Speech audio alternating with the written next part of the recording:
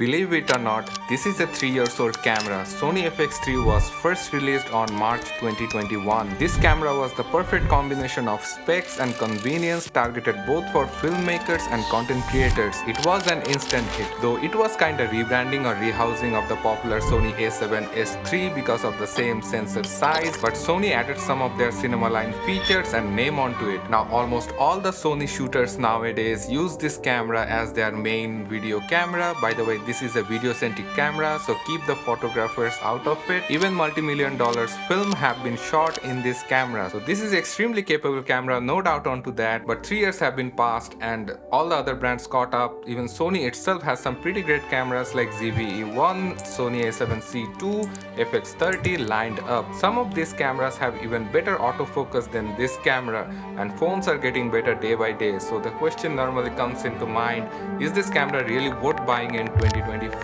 You are going to find out in this video. Let's start the video. There is no such thing as perfect camera, there is only perfect camera for you. I'm not gonna read out the specs of this camera in this video because I have already made a video about it. I'll add a link in the description, you can check that video after this one. I'm gonna explain the unique feature that makes this camera extremely versatile and reliable both for content creation and filmmaking. So the number one feature I am a fan of is the fan.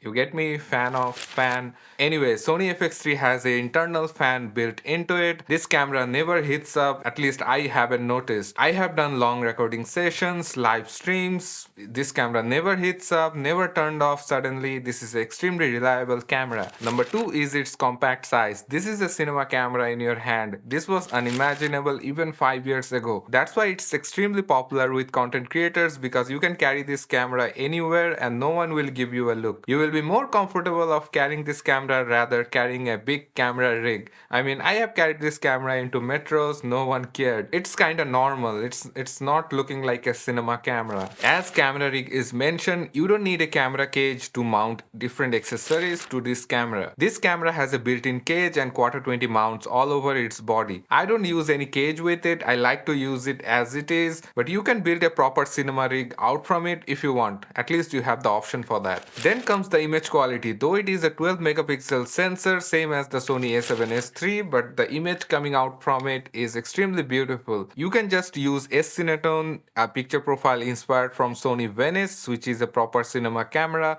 and get a very beautiful cinematic look out of it. If you ask me what do I like most about this camera, my answer will be the image quality. The 10-bit color provides rich cinema-like colors. It's like chef's kiss.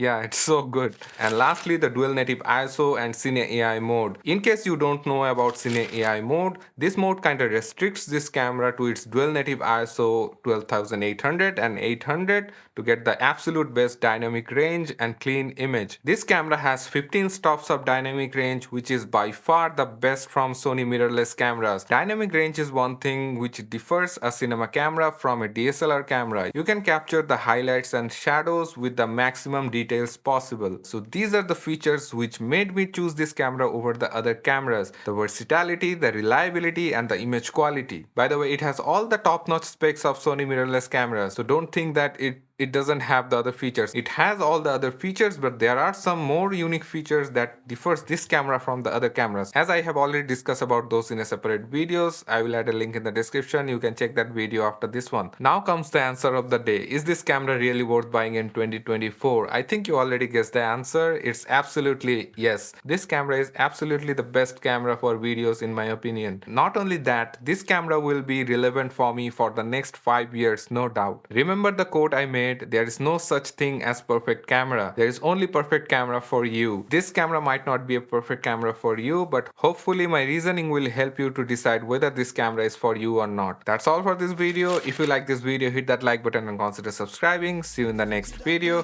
Peace. I'm a videographer and I'm on the verse, so when I shoot my shot, I don't know I'm gonna take the shot. If you like to know the best settings for this camera, watch this video next.